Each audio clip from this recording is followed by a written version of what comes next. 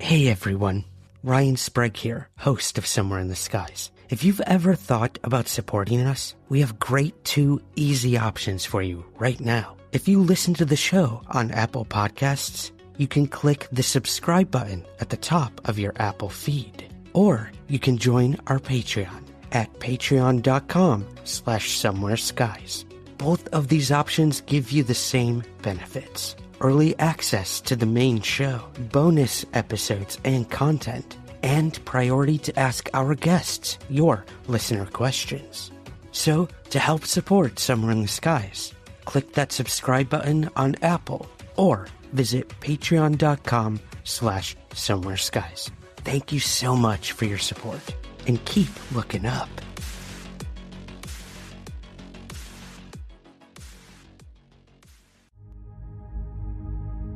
In 2017, the New York Times published a story that exposed a highly secretive Pentagon unit that studied UFOs. It was known as AATIP, the Advanced Aerospace Threat Identification Program. It was directed by a man named Luis Elizondo. Elizondo was a former special agent and senior counterintelligence officer for the Department of Defense. After leaving the program, Elizondo helped facilitate the release of 3 videos taken by Navy pilots of unidentified aerial objects, which were officially released by the Department of Defense and acknowledged as genuine unknown aerial phenomena.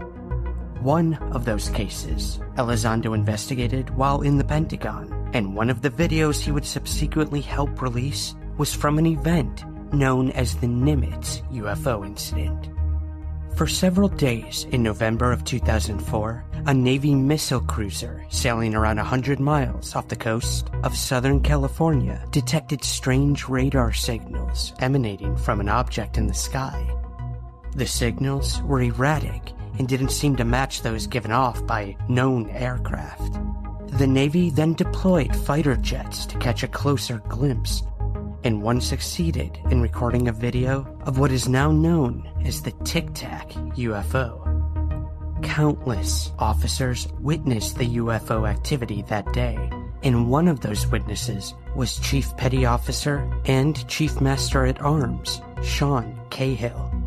Today, we speak to both Luis Elizondo and Sean Cahill. This is Somewhere in the Skies, the next chapter.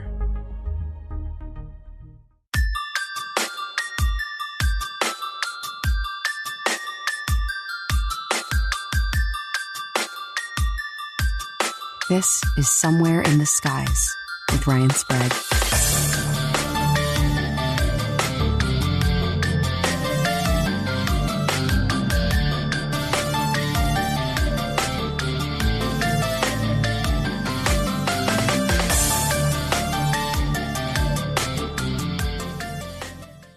Welcome everyone to Somewhere in the Skies, and this has been an interview a really long time in the making, and it even got better in the last couple of days. So I'm not going to waste any time. We have a ton of listener questions I want to get to. So right now, for the first time ever, 2 first-time guests to Somewhere in the Skies, I have Lou Elizondo and Sean Cahill.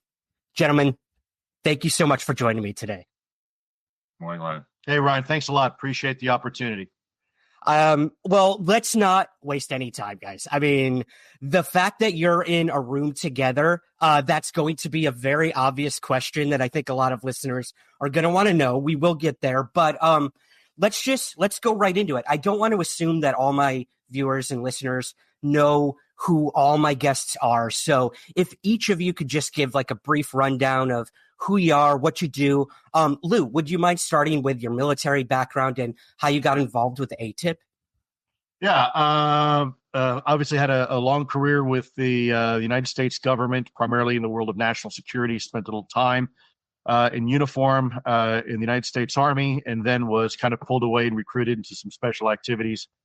Spent a good portion of my earlier career in Latin America area of operation, chasing drug dealers and performing counterinsurgency operations.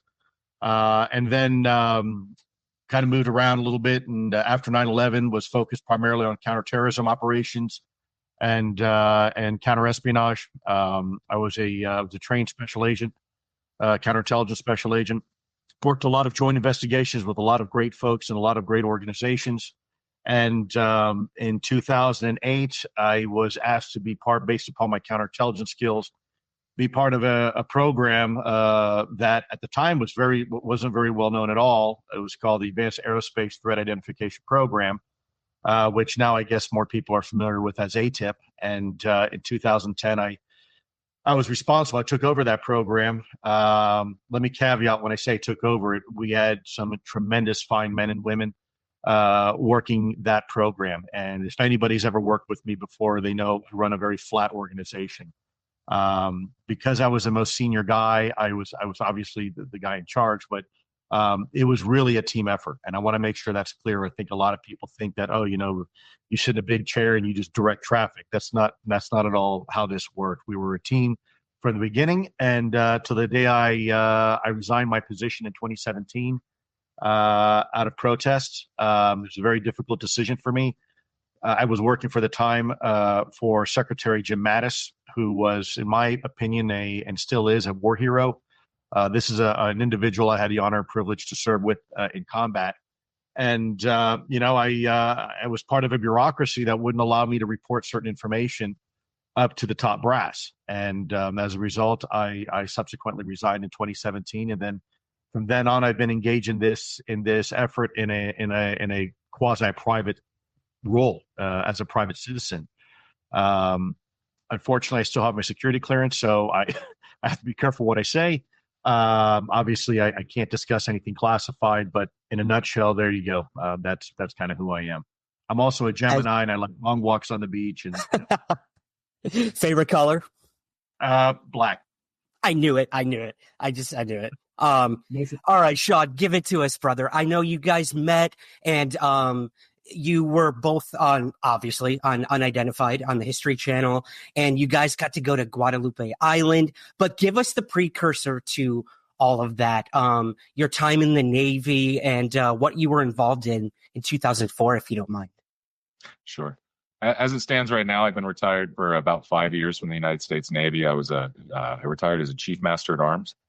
At the time of the Tic Tac incident in 2004, I was the Chief Master at Arms of the USS Princeton. That equates to being the Chief Law Enforcement Officer on board. An interesting caveat to that was I was also standing watch on the bridge as a conning officer and junior officer of the deck to help my department head fill a hole that he had. It's not normally a position that a law enforcement officer on board a ship usually has to fill. So it was unusual to have somebody like me in that place and in that position at that time. We're all pretty much familiar with the Tic Tac incident. If you want to go into that more, we can. But my background is in anti-terrorism, law enforcement investigations, and including vehicular accidents, aircraft accidents, and things like that. So upon meeting Lou, we hit it off, and beyond Unidentified, we've kept in touch since, and have kind of forged out a friendship that has led to a little bit more than just beers and jokes.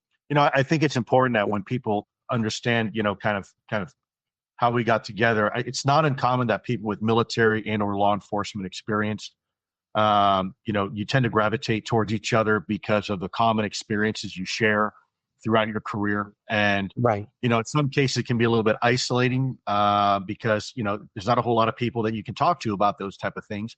So when you find them, you have this instant bond almost, that this camaraderie that you share with your brothers and sisters who wore a uniform, whether it's a blue uniform, a green uniform, a white uniform, it doesn't really matter. Uniform's a uniform. You serve. And, that for us, it's funny because I don't want to speak on behalf of Sean, of course, but we have fundamentally very different personalities, yet we have the same mission. And a lot of people, will often ask, well, you guys seem so opposite. And we've always looked at that as a strength because we approach things from fundamentally different perspectives. And that's a good thing. People will often where I'm looking at things, very, very analytically and conclusively, Sean's on a little bit different journey, and I'll let Sean, he can explain to you what his journey is. But we're both on the same path, if that makes sense. And I think there's a lot of goodness in that. And you find that in this community. This is one thing I tell people about social media and the UFO Twitter world. We can all have different opinions and different perspectives and different approaches. But when you put all those together, you have a very, very formidable force and an influential force that is now playing out as we speak. You see the movement we've had in the last 3 years, and a lot of that is due to this unified effort of this, ragtag band we call UFO Twitter or UAP Research, Enclave, or whatever you want to give it. But it's real and it's alive and it's breathing and it's growing and it's making a difference. And I mean, I think you're right. I think there's an intimacy that's involved with, with the military and you guys sort of banding together. And here in the UFO world of people experience the weirdest stuff that they can't explain together. And that's something you'll always share. So I completely understand how, even if you are opposites in your approaches or your methods or even your belief systems, how that can build a bond that like nothing can be broken after that. I mean, it's the same for me and a lot of why I got into this topic. I've made some of the most amazing friends through this who will challenge you along the way and even change your beliefs sometimes. But I guess since I have both of you here, you did investigate the area where the Tic Tac event happened. And I'd like to know, besides that investigation that you two went on there, where you were able to finally speak to civilians, Lou, which I think is also an integral part of the work you're doing now. Could you kind of walk us through, okay, so let's take the Tic Tac event. What would an AATIP version of that investigation look like versus what you were able to do after that with Sean and a lot of other people? What would that look like from AATIP to now? Yeah, I think the AATIP approach would be your typical, I hate to use the word sterile, but sterile government approach to something. I've always said, just the facts, ma'am, kind of guy. That has always been my approach. And you're only really looking at, under Title 10 authorities, the people that we could talk to were military personnel. Now what Sean and I have been able to do, now that we are civilians, we can talk to a whole bunch of other quote unquote trained observers that are not military, not law enforcement, not government affiliated, to get additional information that while in AATIP we weren't able to do. So what do I mean by other trained observers? Well, Sean and I had the honor and privilege of speaking with a lot of the local fishermen in the area. And these are individuals who have lived in these waters there for not only their entire life, but for generations. And if there is an expert on the ocean at that, at concerning that area, it is a local fisherman, probably even more so than DoD military personnel. Yeah, we have the technology, but these folks, in order to survive, need to really read the ocean. They need to understand it, have an intimate relationship with the ocean, and they know the difference between, we look into water and we say, that's a shark. Well, they look into water and say, actually, that's a 6-foot blacktip versus a 5-foot hammerhead versus an 8-foot great white. That's on a migration pattern of XYZ. And, by the way, they hang out here at this day on these particular months. They are experts in their own right.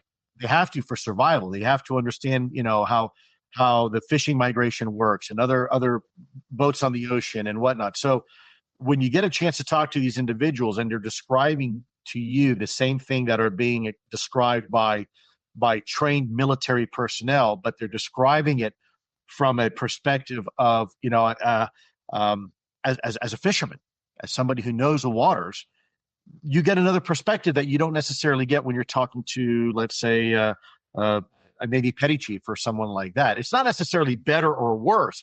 It's just another data point that you can overlay, and you might find yourself learning a thing or two. I'll turn it over to Sean because I know Sean's got a really good perspective on this. Yeah, absolutely. A lot of your home. Lou uses it as well. I use it when I'm trying to discuss the fact that this is an unknown, and an unknown can possibly represent a threat. But it's also a good metaphor for how in touch we are with our surroundings and our environment. Many of us especially in the last year, spent a lot of time within our homes. If you walk through a room in your home, if your furniture is moved, if things are changed, even if pictures are slightly off kilter. So a lot of people don't necessarily understand what a trained observer is, but you're a trained observer in your own home environment. And these fishermen and military personnel live in a very dynamic environment, home environment. And so their ability to recall and build a picture that you can see for an investigation is at a very high level, because they have all of these vectors coming in at all times due to safety and other things like that. In your home, you're the master, so they're the master of these dynamic. I agree wholeheartedly, and it's been very helpful to have those different perspectives. Absolutely. And I mean, I'll give you a small example with me. I went to investigate a case out in Michigan over Lake Superior. And, I spent so much time there with the primary witness and trying to guess and theorize about what it could be. And, his other buddy, a local fisherman that was there, was like, well, there's this ship that passes every day through this channel. Maybe we should get in touch with them. They were there during the event.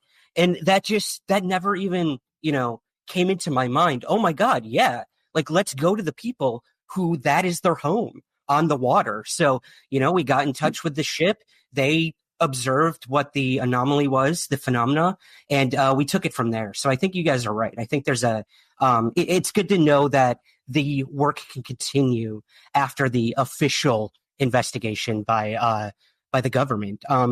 More on a personal level with you guys, I'd love to know if you're willing to share. Lou, what is your family, your friends, your colleagues, what do they think about what you did, what you're doing now? And same with you, Sean. Like, how did that event in 2004 affect your life with whether it's friends, significant others? I love hearing the human story to all this. So whoever wants to go first, if you're willing to share. I'm going to let Sean go first. I really kind of suck at giving my own personal perspectives. Sean's a lot better at it than I am, so I'm going to hear what he has to say. I think I know what he's going to say, but I'll let him go first, and then maybe I'll have the courage to share with you some of it. It's been a hyperbolic journey from the day that the New York Times article came out, and when I first saw Lou walk out on the stage, and then to see him walk down the pier and shake hands with him, to today. And I feel like I'm finally kind of coming back to ground. My feet are on the ground again, and I'm down to earth with the process. So I have some cleanup to do over the last couple of years. So you might have found me at a point where I might have blamed other people within my sphere for how they felt or what they saw. But I've received a great deal of love and support across the board. I've received very little negativity from people. From my side of the family, so to speak, it's been hard for them to accept because it has come with some personality changes. But those are also inherent to me retiring from the military and overcoming and dealing with post-traumatic stress and anxiety that stemmed from a career that might have been counterintuitive to the person that I am at heart, that was still important enough to me for me to do. You got me feeling a little emotional right now, and I'm that guy who has no problem showing that. But it's not easy to translate these experiences into rational ways of expression for people who have not had experience in that realm. So it's very important to me that I don't alienate anyone any further. I've cracked a couple of people's eggs with some ideas, and I feel like in retrospect that was irresponsible. To add a UFO event to a transformative experience of leaving the military, I can only imagine the layers that added to everything you experienced, Sean. So I completely I respect that you're willing to be so out there with your feelings, because we always assume here in the civilian world that you guys are just so stoic and strategic and you never show emotion. That's what a true soldier is. But I think it's amazing throughout these last few years, as we've gotten to know the both of you, whether it's on television or in interviews, to see that human side, because it plays such a big role in all of this. So yeah, Lou, is there anything you want to add to that on the human side of what you're doing? For people who know me, I mean, look, let's face it. I literally live in nowhere, Wyoming, in the middle of nowhere, and that's by choice. You know, I often tell people I love humanity. It's humans I don't particularly like. You know, I've spent a career seeing really the bad side of individuals, and it's been a very tough journey because at least when you're in the government, you're protected by that government apparatus. But when you're outside, you know, you're fair game for anybody out there who wants to take a shot at you. And you know, you're always trying to take the moral high road. You know, you try to lead by action and not words. You know, we're all human. We all fail sometimes. That's the reality of life. You asked me in the beginning what my family thought about this. And, you know, I'm very blessed. My family supported me on this journey. I don't know anybody else who would have, because first of all, if I was in their shoes, I would have said, hell no. You're not leaving a great career to go do this just to have a conversation with the American people when 99% of them are going to think you're crazy. You know, that they'll never understand or appreciate what you've been through to get to the point where you can have this conversation. You know, let's face it, a lot of people are armchair quarterbacks. It's easy to sit back in your easy chair and get on a keyboard and tell the world what you think about something.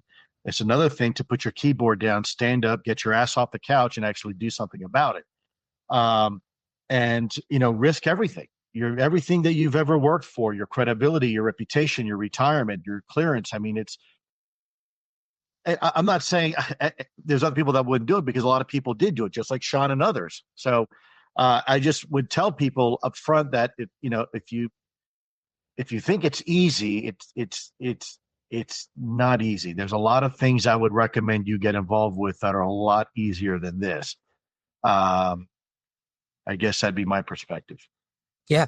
Well, I mean, you know, coming from experience too, and no, I'm not military, but as a quote unquote journalist, I was told for years, like, don't do this, man. Like, what are you doing? Like, you're going to totally ruin. Right. And I think what's changed, and it's because of the work that you two are doing, you have vindicated so much for us out there that have been screaming from the rooftops for years, like something's going on. Like, and I'm not saying it's one thing or the other, alien, interdimensional, time travels, whatever. Like, that's a journey we're going to be taking probably for the rest of our lives, of trying to uncover that. But, I mean, for Sean, what you did for so many military people, to empower them to come forward. I remember when your show aired, I had a Navy serviceman reach out who had 5 triangular UFO sightings over a naval air station. And he never reported it because the first time he tried, he was told, stop drinking.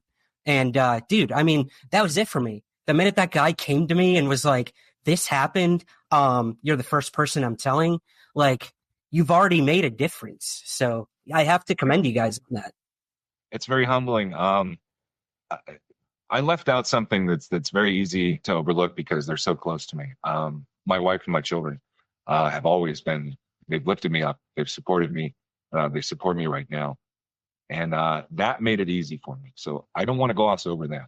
I really appreciate that sentiment. It's not easy. It wasn't easy then. I've been called crazy by people I love, just for having been witness to something. So if what we're doing and the risks that we're willing to take are able to help other people heal and other people to come forward, that means everything to me. Being able to communicate your emotions and your feelings in a manner that doesn't have to hurt someone else leads to a reduction of harm and a reduction of stress and a reduction of trauma. And I don't want to see more trauma brought to this subject. We've had enough muddy waters. We've had enough explosive egos and long-term, pardon me, the histrionics that need to be put to bed. We need more integrity. And I intend to help provide that if I may. And I know Luis does. He's not going to promote himself. So I'll tell you right now that he's a team member. Don't listen to what I want to say. Don't listen to him. He is a team member. He believes in the pack. He believes in a team. He refuses to let me even put him 1 inch higher than myself. on any kind of pedestal. He won't even let me lay a carpet down in front of him to kind of step up on, because the guy is so team oriented. So he's an empowering force in this community, and I want to introduce him to people. I want to introduce Lou to people. So I look at it this way. This is a team effort. And the only reason why we are able to collectively succeed is because we're all doing this together. We all have a role. It's like a tool bag, right? You don't use a hammer if you need a screwdriver, and you don't use a screwdriver to do a hammer's job. You know, we all have a role in this. We all have our strengths and our weaknesses, and we need everybody on the boat. Everybody. That includes everybody out there, your audience that's listening to this. That includes you, because this is a topic that involves all of us, and no one owns the narrative. No one has the answer. And I think that's been a challenge we've been faced with for the last decades, in fact, because people have sold themselves out. They started on a journey very nobly, and then wound up getting caught up with the notion of fame or importance or status or stature, and they wind up selling themselves out. They wind up selling you out. They wind up selling your audience out, because they go down this preconceived notion, this narrative, and begin to realize, hey, I can make a buck off this. And I think that's dangerous. Now, do I necessarily blame them? It happens to a lot of people. It's quite human trait. Yeah, it's a human trait. Absolute power corrupts absolutely. So it's important for me to make sure everyone knows they're on the journey with us. We're all on the boat together, and we all have an oar for which we can row. And, I might be wearing a bright purple jacket while I'm doing it, but I'm still rowing the boat like everybody else. That's all. And everybody has just as much important role to play as myself and Sean and you and everybody. And I think I think that for me is why we've succeeded. A lot of people, you look and say, well, UFO Twitter really doesn't do much. Actually, well, they write Congress. Actually, they email the people in the media and the press saying it's okay to have this conversation. What people don't realize, what composes this motley crew we call UFO Twitter, it's very formidable. You have very powerful business people that are involved in this little enclave. You have very senior government officials that are hiding their identities under pseudos. But make no mistake, they're reading this every day because they're trying to get a pulse, a heartbeat on the sentiment of people about this topic, right? You have people in the media that are watching this UFO Twitter that are part of it. I mean, I'm not saying this has never happened before, but I don't recall a time where you have had a grassroots movement, social media movement like this that has had so much influence on the big picture. And this is an international community. It's not just people who speak English. It's not just people here in America. You have everybody from around the world, in Ireland, the UK, and Italy, and Japan, and India, and everywhere. The whole world is part of this. And to me, look, I've made a living off of working with A teams, with winning teams. And I said in the very beginning, your success or failure is dependent upon you being able to have a winning team.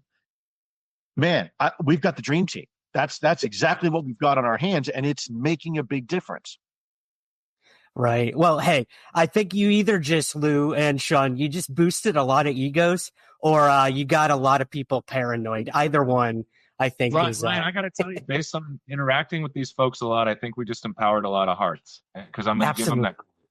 That's a really good way to run.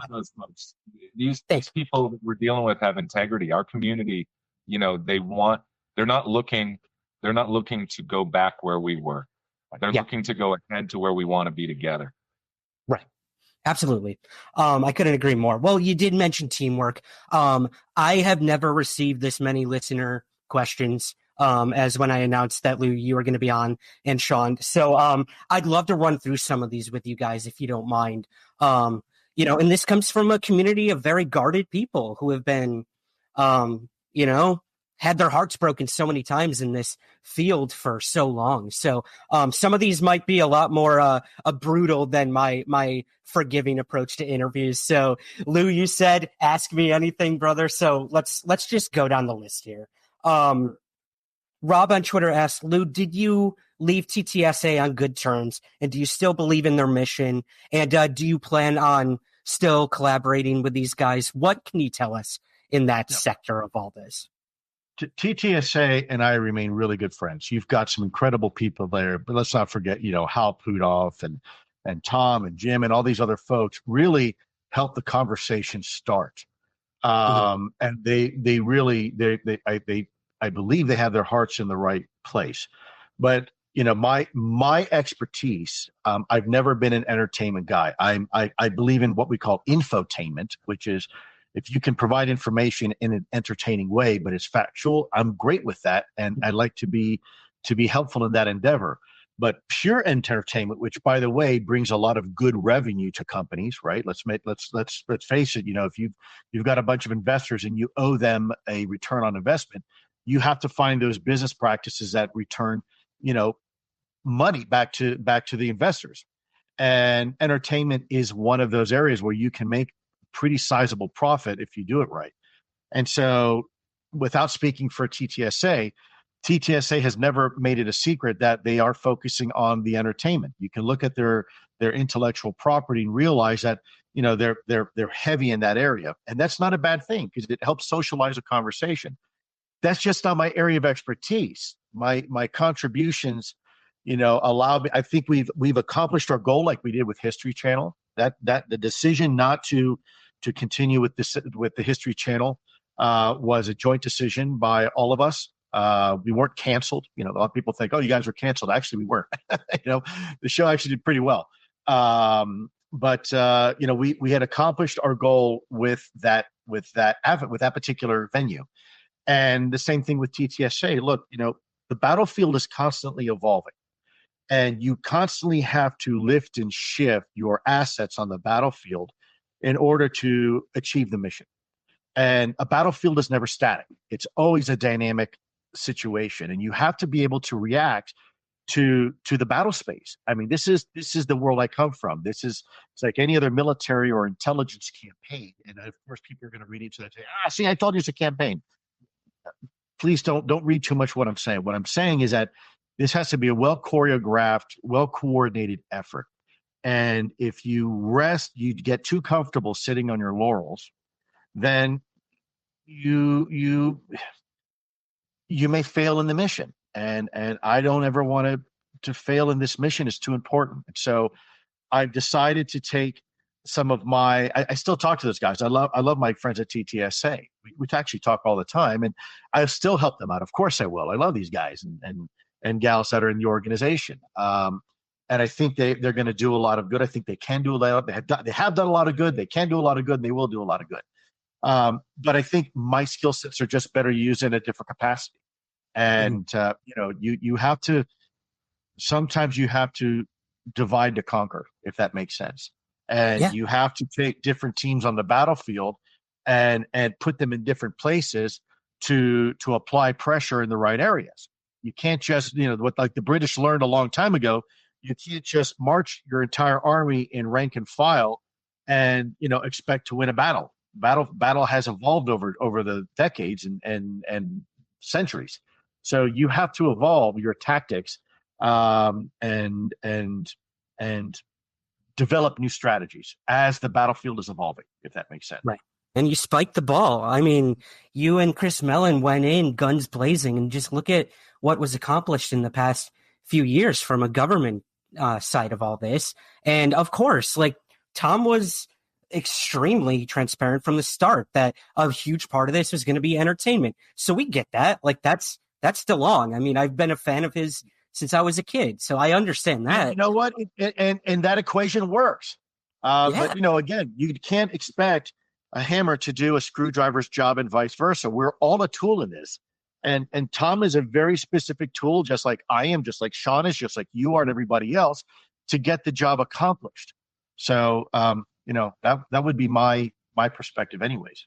Well, I'm glad you cleared that up, because I know a lot of people want to know like the drama behind all of it. But hey, business is business and strategy is strategy. So I have faith that you're all making these decisions for a reason to progress this issue and this topic. I'm not a drama guy, Ryan. I got to tell you, anybody listening, we're not drama people. We're mission focused people. I don't have time for drama.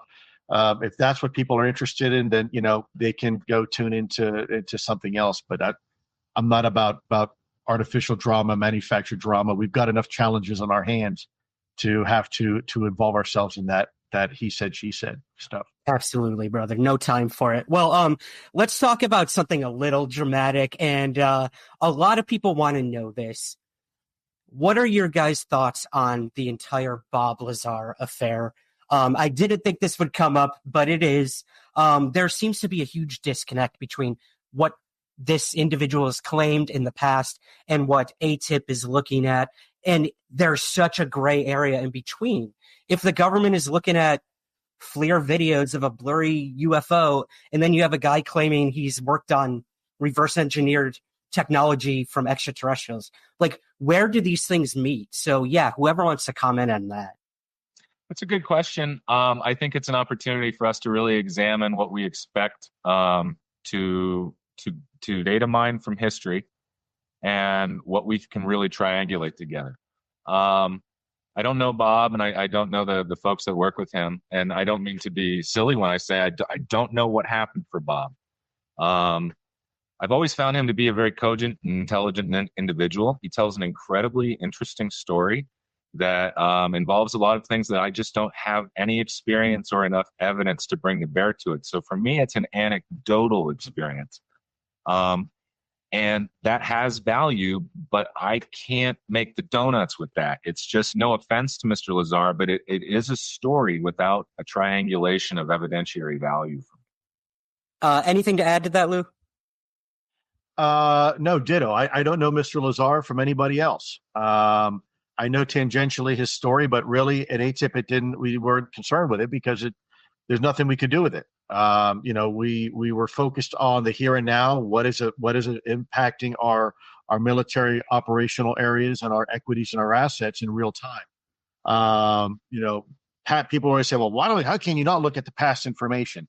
And I've said this before, and I know it irritates people, but in a court of law, that doesn't matter, because if you don't have the quantifiable and qualifiable data to back it up, then it's useless. It's just that. It's an anecdote. And it's not overly helpful when you're trying to get senior decision makers in the Department of Defense and the intelligence community to commit resources, authorities, and assets to do something.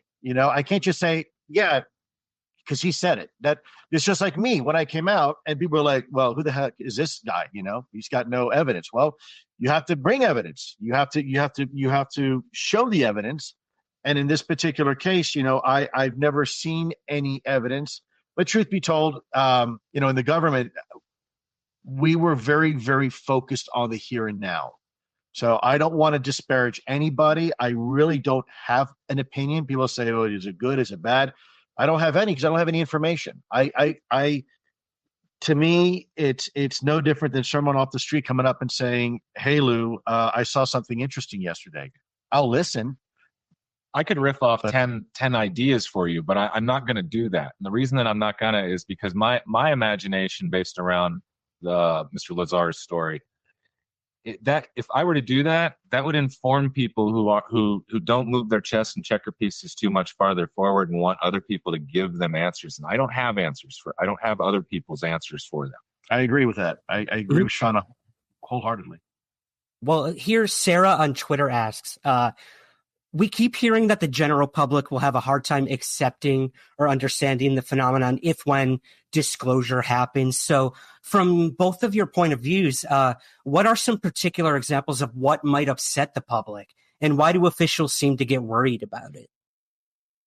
I think that's another one of those areas that we have to be very careful in. If I were to lay out everything that I thought could go wrong, how many people would be focused on what could go right? We've seen. I won't completely avoid some of the big examples. There are people who are concerned about their worldview when it comes to their religion, their personal moral view, their worldview of history in the past. Those things are things that we need the 8 billion perspectives of to come up with the proper reading of this. it's not up to me or any other individual or group to define these things. Whatever we're experiencing together is quite elusive.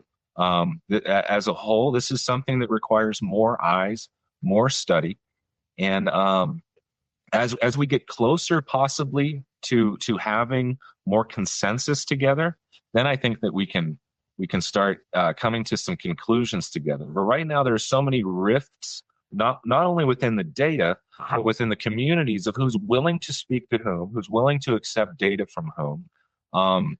There are folks that lock me and Lou out of their worldview and their integrity view because they believe we represent a system that to them has done them wrong. Right. And so therefore they demonize us immediately and we can't work together anymore.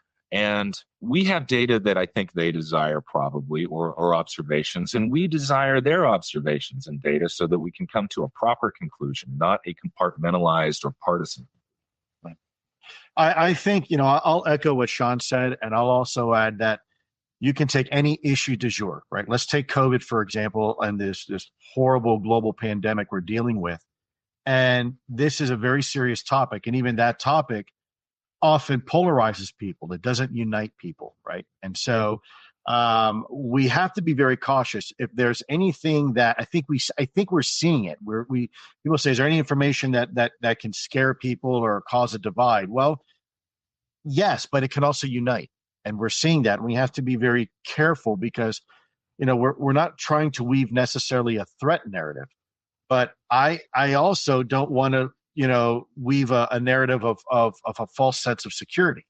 I think that's equally as dangerous. And I think we have to be very careful how we collect and how we preserve and how we present the facts or the evidence in this case. And, anytime you have a conversation, whether it's about religion, politics, or anything else, you're going to get some division. And this topic is certainly very, very, very personally and politically charged. It depends on where you sit on the fence and depends on, whose team you're going to be on. And for me, I reject the entire notion of teams. I think it's ridiculous. I think we should all be working together for the truth. One team. It's not an inescapable idea to have one team if we're honest with each other, Michael. Yeah, absolutely. I mean, again, that's why I'm into this topic of UFOs, because you can literally relate it to anything. Religion, politics, economy, psychology, soft science, hard science, what have you. Like this topic, this issue that you two have decided to pursue could change everything. And I honestly believe that will happen someday. When? I don't know. Let me offer this up because people keep saying, when are we going to have disclosure? Yes, please. This year, you just had the Department of Defense say that UAPs, unidentified aerial phenomenon, not unidentified drones, not unidentified aircraft, phenomenon, okay, are real, and that we're videoing them to the point where we have established under the Deputy Secretary of Defense an official and formal UAP, not UAS, UAP task force. If you don't want a bigger indicator that the government is finally willing to play in this sphere, in this arena, I don't know how to get through to you. I can't. There's nothing I can do that convince people. I would say, look, you're living through disclosure now. It's happening. You're not waiting. You keep waiting for this magic tripwire to occur. Look back, it's already happened. It just happened, and it's continuing to occur. I talked to a lot of people who after hearing something similar to that, want to jump up and down and say, what about this incident? What about that incident, et cetera? So I'd be happy to sit here and say, well, I'm not a government spokesperson, but I'd be happy to say we've been investigating this for 70 years on and off. Yeah. And that fact isn't a fact to the known public. It is correct. Not an understood fact that for all intents and purposes, the investigation has never ended, did not end, and is ongoing. Right. Now, I'm not a spokesperson for that, but that's as obvious to me as my own hand in front of my face. And so once we start getting those data points out as knowns to the majority of people, the stigma is just going to melt away. That holy S moment that some of us have is powerful, and it's long lasting too. So we need to be careful of that. People who have thought this might be real for their entire lives, once confronted with the fact that this is real, period, full stop, it's a very sobering experience that has a lot of tangential consequences. Yeah, absolutely. I think we have to keep in mind, like, the public at large doesn't read UFO books every day. They're not going to UFO websites. So even the small thing of a New York Times article saying off-world vehicle is gonna, like, blow people's minds, whereas someone like me is like, yeah, man, they've been saying that for 70 plus years, you know? Well, you mentioned the UAP task force, Lou. I would love if you could share anything with us. Are you involved? Are they talking to you? I mean, you worked for the Pentagon, and I understand you left for a certain reason, and I completely understand your reason for that. But look, it's circling back now. It seems like they want to get involved. So are they using your 5 observables? Are they reaching out to you? These leaked reports that we saw, what are your thoughts on all of that? Yeah, give us your thoughts on UAP task force, if you don't mind. They are some of the finest human beings I've ever had the privilege to know. I can't speak on behalf of the task force, and frankly, any relationship I may or may not have at this point, I'm going to keep personal. You know, a lot of people in this arena like to tout their connections because it gives them some sort of stature or status within the community. I'm not that guy. I frankly, excuse my language, I don't give a shit what you think about me. Although I never would have done this job if I did. You know, I knew the heat and flack I'd be taking. You know, from an intelligence perspective, you always want to do things in a coordinated manner. I'm not a kiss and tell kind of guy. I'm not going to talk about who I know and what my contacts are. The UFO community is chock full of people like that. Frankly, most of them are liars. So I have no interest in that. I think if you want to know what kind of person I am, look for the deeds and less my words. Watch my actions. You know, and if I disappoint you, then okay, then you know, I'm sorry. But I'm going to politely sidestep that question because you know, I think there's enough people out there know what I'm trying to do, who I'm working with, who I'm talking to. I don't need to reveal any of my contacts and who they may be. I understand. This is a long game. I think people have to understand disclosure in any form, big or small, is a process, and there's a reason, you know, that you do that, and I completely understand that. Well, sort of playing off of that, Lou, I have to ask, this is another big one, if you're willing to say anything on it. In an interview, you were asked if there was debris in the possession of the U.S. military or government, and your answer? You think the U.S. government has debris from a UFO in its possession right now? Unfortunately, Tucker, I really have to be careful of my NDA. I really can't go into a lot of more detail than that. Okay. But simply put, yes. So is there anything you're willing to share in terms of, are we talking fragments? Is this something CRADA is doing? Or are we talking like an intact craft? I know that's a big loaded question, but is there anything you can clarify on that? I'm going to have to politely I will restate for the record what I said, that it is my belief that we, the United States government, is in possession of material, and I'll leave it at that. I will not elaborate on that. I don't want to do anything to compromise any existing efforts if those efforts are ongoing. You know, I've said before, we need to give people a lot of space right now. The U.S. government is coming to grips with this.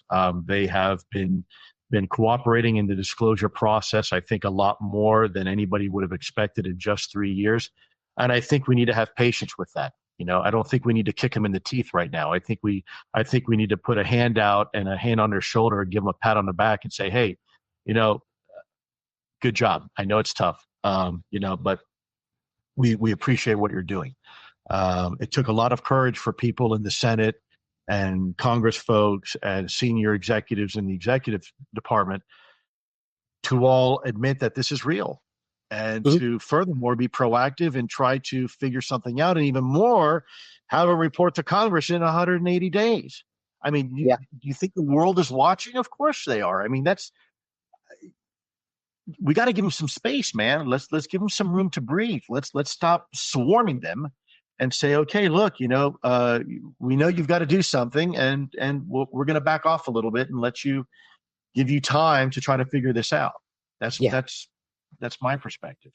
Let's move back to Catalina for a second, if you guys don't mind. Gabby from Tijuana asks, was there ever any contact with Mexican government officials regarding the Nimitz incident? As a Baja resident, I can say that this area is known as a hotspot of sorts. And to your knowledge, has the Mexican government collaborated in any way regarding this specific event? Anything you guys can share on that? So when Sean and I went down there, we actually went a few times down to Mexico. And unfortunately, in the TV show, you just see kind of like the one time, but we were down there a few times, and we did some reconnaissance, and we talked to some people, and we talked to all sorts of people from fishermen and private citizens to law enforcement and governmental personnel. Sometimes the people in the government don't necessarily want to be on camera for obvious reasons, right? Sometimes they're talking to you in an unofficial capacity, and they can get in trouble. So we respect that. We protect anybody's identity who wants to be protected. If you want to provide information in a confidential manner and not expose who you are, then we honor that. I mean, that's kind of like you in the media, right? You have a confidential source, and you don't want to violate that trust. I will speak for Sean. I'll tell you that we cast a very wide net. We talked to a lot of people, and what most people don't realize is, for the 10 witnesses you might see on the show in one episode, we actually conducted 50 interviews with 50 different people, and most of them never make the cutting room floor. It's just because you have too much information. You can't squeeze in a 45-minute show, including of course advertisements, 10 hours worth of interviews. And for us, I think, for me, certainly that's the most frustrating, because we don't get to decide from the editorial perspective what makes and what doesn't. I'll tell you that there's times where there have been interviews that Sean and I will look to each other and be like, how did that not make it in the show? That was, one of the best interviews with the most compelling data. But there's a bit of an art form there. And ultimately, the editors get paid to make those editorial decisions based upon content, based upon length, based upon a lot of things. And so, certainly for me, it was a learning experience, but I'll let Sean take that question over. At home, I have 50 pages of notes. I have gigabytes of video and photographic data from those we call missions. We're mission oriented. We're ex-military. We're not afraid to talk that way. So pardon me if I overuse some of our acronyms and phrases, but when I'm on mission, that investigation is mine. I own it. It's not Lou's investigation. It's not anyone else's. It's not History Channel's.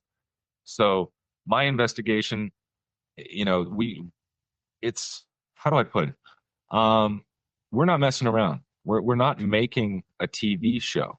There are cameras that are with us that are documenting an ongoing investigation and process of trying to bring new data out from a place that it's never been released from. And if we can't get that data out into the daylight, then perhaps we're going to be able to replicate that data. And there's a lot of people out there working on new sensor suites and optical systems to assist us, because even if we are able to replicate all that data, this is going on here and now for all of us. This isn't just happening to a handful of people. So any evidence that we can gather in any form and in any fashion is I'm all for that. Well, I guess more of a philosophical question to kind of wrap things up here, guys. There's a lot of talk about, Ryan asks this of Lou and Sean from Twitter. There's a lot of talk about technology and our progress trajectory playing a vital role in the phenomenon. as someone who works with AI and in tech, what would you two advise thought leaders in Silicon Valley be wary of and why when dealing with this topic? Charlatans, bullshitters, people who say that they have an amazing secret that they want to share with them. It's going to change the world. That's the first thing I would have people look out for, because I have, pardon me again for being slightly aggressive, but the screen that I've had to put between myself and people who want to monetize my knowledge or my experience for their benefit and not for the greater benefit of humanity or the public gain. It's really gotten in the way sometimes of getting the job done. So I would ask people to maintain evidentiary value at all costs, maintain openness and records, and not give in to conspiracy theory, urban myth and legend, and whispers. We're doing this in the open, period. We're doing it in daylight. It's not going to get anywhere otherwise. Totally. I get that. Well, let's talk about, I guess, the UFOs or the UAPs, in terms of the 5 observables, Lou, that you guys came up with and everything. It seems that we never see the same UAP twice. Like, it's very rare. We try to put things in boxes or patterns, but it seems that perception plays a huge role in all of this, obviously. But with each sighting, the craft seems to be unique. So Richard wants to know on Twitter, does this imply that the phenomenon isn't as simple as beings coming from one place? Or yeah, what are your guys' thoughts on that? More on a philosophical level, I guess. Why are all UAP snowflakes, I guess? Sure. Well, but at the end of the day, a snowflake is still a snowflake, is it not? It's still bound by the same laws of physics and how crystals form. So in one case, we could say, yeah, they're separate, distinct, and they seem to be individuals. And then another case, that's why we had the 5 observables. The 5 observables are nothing new. You can go back to reporting back to the 1940s, and you can see those observables. They just never put those observables in a comprehensive category like we do in intelligence to explain the performance characteristics. That was probably one of the greater contributions to AATIP at the time, that we were able to apply using an intelligence lens, apply these commonalities. Okay, so yeah, you can say that the physical objects may or may not look the same, but most of them perform very similar in those manners. They all will have one to several of those, display some of those observable characteristics of the 5 observables.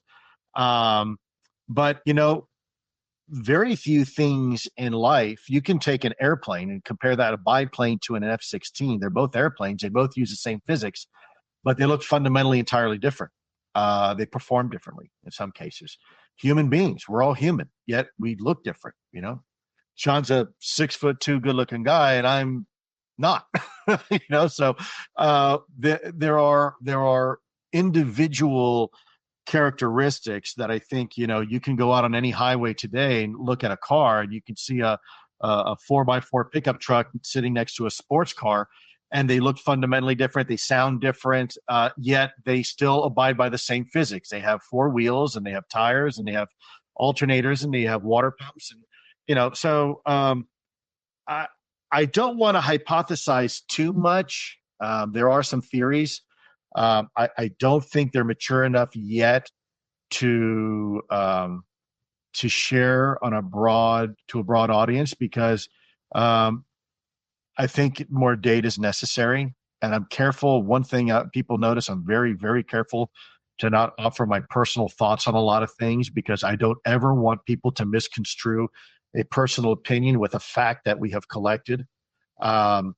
I think a lot of people make that mistake. They will overlay their own personal view on something, and what is a belief now becomes a fact. And I want to make sure that never make that mistake. I've made mistakes before, and it's because we're human. And those mistakes are usually a result of me allowing my analytic bias and overlay to influence my if you will, analysis of the data. And I really, really want to avoid that. I really try to have a lot of self-discipline in that area because it can be destructive if we're not careful. Sean, what do you think? I try to tell my friends to figure out what you want this to be. Spend time, sit down, use your imagination, bring your ego and your wants into it, and figure out exactly how you want this to look 10 years from now. Wrap it up nice and tight and put it up on the shelf, and don't look at it anymore. Because if until we remove our bias from this, we're not going to know what it is. I often use the metaphor of a coffee cup sitting in the middle of a gymnasium. This doesn't have any graphics or anything on it, but there's a stain on this side. And you would have hundreds of people filling those seats in the gymnasium, and this coffee cup would be in the center. And there would be a great portion of that crowd that would never know there was a stain on the other side if they hadn't communicated with the people in other parts of the room. So, as you say, perspective is everything with this. We don't have enough data yet. If we were to ask what's powering that Toyota over there, we can't tell by looking at it.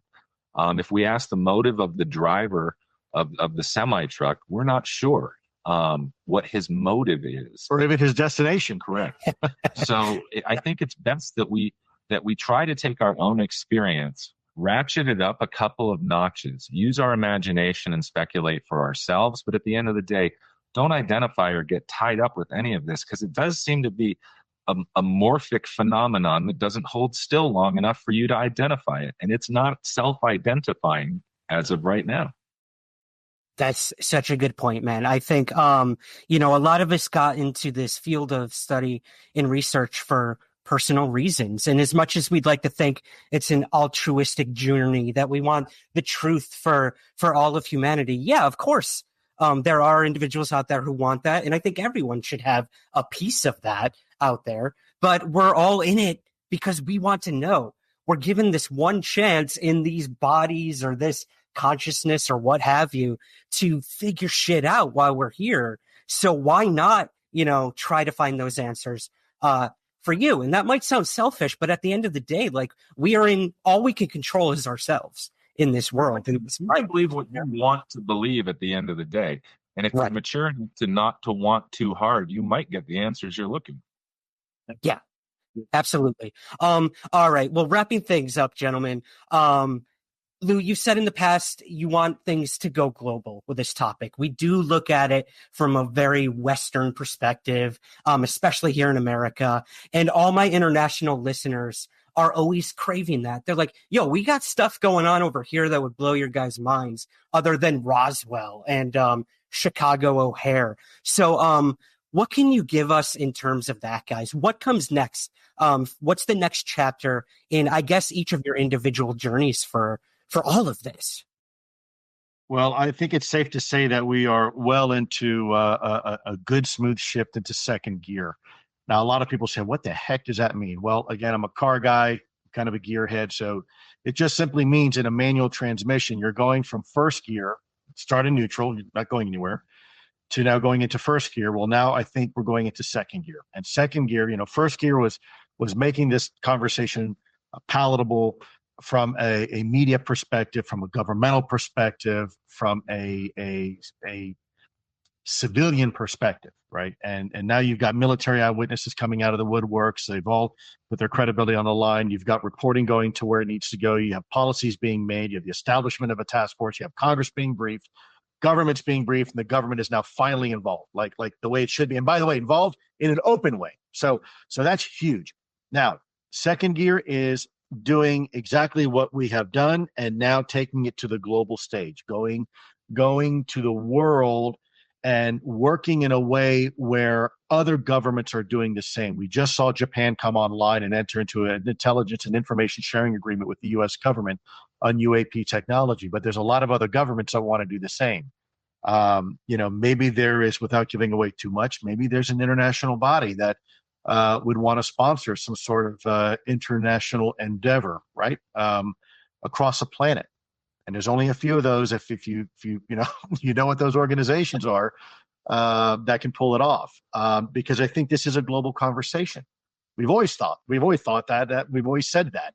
So why not do it? Why not bring the conversation globally and have the world provide their perspectives? Because at the end of the day, we may learn a thing or two talking to our brothers and sisters in South America and Latin America and in Europe and in Asia and in India and in, yes, China and even Russia. Maybe we can put politics aside for just a few short moments and have a conversation that really involves humanity at this point, and not just individual countries. So I'm not going to go much further into that because obviously we do have a very well thought out blueprint and plan. Most people realize we don't do things haphazardly. At least most people realize that by now, for sure. Hopefully, that we're very deliberate. We mean what we say. We're in this to make a difference, and to make a change in the way we've been looking at this topic for so long. I'm going to shut up now. Let Sean finish that up. Lou, I love it. We've had an interesting week together. Let me put it that way. We've been able to solidify some aspects of our relationship that we've been looking forward to. You're looking at two people that we're not going to stop. It doesn't matter where the issue takes us. It doesn't matter which one of us runs ahead, goes lateral, brings on other team members. We're not quitting. We're going to be working together. And if one of us can't move forward, the other one's going to pick the ball up and run. Yeah. And we're looking for more folks that can handle that kind of mission, I guess, that are willing to step up and say, yeah, we have something we want to do, and we're not going to quit till we're done, period. I think you're going to see this sphere of individuals that we're involved with continue to expand and grow. There's people that we talk to behind the scenes that at some point may become public. We're not static. We're trying to evolve with the battle space. Sean and I work very well together. We've got a lot of other people that are behind the scenes that we work very well with. You're having a conversation with just two of us, but there's a whole lot more people that are involved. And I think probably in the future, some of those individuals are going to come to light. You'll see that, folks like Chris Mellon, which everybody knows, who is an amazing human being, but there's a lot of other people. I feel like I'm crowd surfing with geniuses. That's excluding awesome. me. I'm not one of those guys. Everyone plays their part though. And I think it's awesome that when you look at the UFO community, which is a subculture like any other one, there are some bright minds there. We're not talking like tinfoil hat wearing people who said they've met a million races of aliens. We're talking some of the brightest individuals, scientists, technologists, military, intelligence, coming together. So I know there's a lot going on behind the scenes with both of you, with this endeavor, with this sort of journey. So I guess to kind of wrap it up, is there anywhere that viewers and listeners can go to reach out to you guys if they feel like they could help in this pursuit? Well, Luis and I are both on Twitter. I believe Lou is at Lou Elizondo. Is that correct? Yep. And I'm at Minty Hyperspace. I also have a website that archives my previous interviews and such for people that are wondering about the background, because I don't often rehash things, and that's the same, mintyhyperspace.com. But I'm always willing to interact, and I know Lou, though he's a lot more busy than I am, he interacts as much as he can. And by the way, we do read each post. I know people will ask themselves, well, they're never going to read this. Actually, we do. A lot of times we don't have the time necessary to provide a comment, and I'm not one that's just going to put a haphazard comment. If someone asks me a sincere question, I want to be able to explain it. And sometimes I get long-winded, just because I want to be thorough. I want to be comprehensive. I don't want to give somebody just a yes or no answer, because I think if they took the time to ask a question, they deserve the time to get a thoughtful answer. And so, that's my greatest frustration with social media, is that I don't have the time necessary to address each individual, everybody's questions. But for anybody who knows me, I read them all. And I think they're all very valuable. And what I try to do is, over the weeks and months following that, I try to answer a lot of those people's questions, in a podcast like this, where if 5-6 people have the same question, then I'll try to work it into a narrative during a podcast so I can answer their question. I may not be able to, do it on social media, on Twitter, and type it out, but at least I've addressed it, in like an interview like this. Right. And I think we certainly appreciate that you guys are willing to be so open and transparent with us. Cause, I think when To the Stars first came around and we learned about AATIP and everything, I think the UFO community felt a little like we were getting left behind, like we weren't going to be a part of the discussion, but you've made it very clear that this is a process and you did what you had to do when you had to do it. And now you're going on all these shows and talking to us. So I certainly appreciate that. I know a lot of my listeners do. We covered maybe 12 questions of 300 something. So I'd love to get you guys back on at some point. Sure.